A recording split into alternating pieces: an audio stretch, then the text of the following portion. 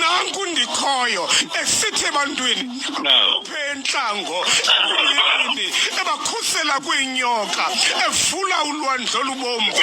ukuze bawele ebakhusela kwimfazwe zasecaleni kwendlela kodwa balibela abantu ewe bantakwethu kunjalo umuntu uyafana nodyakalashe wasentsomini akuncedakala usuka athi wandiweza endaweni yokubulela abeselejonga phambili elibala okokuba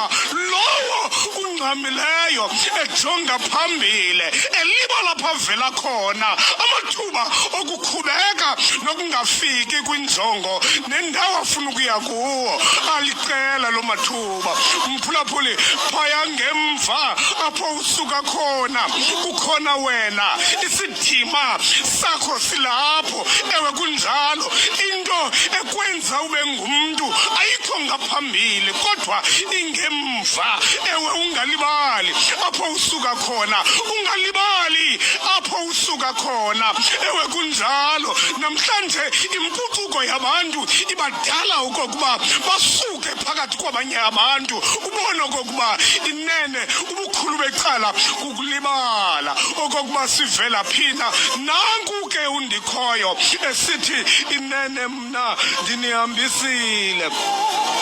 iminyaka engamashumi-40 entlango ingubo zenu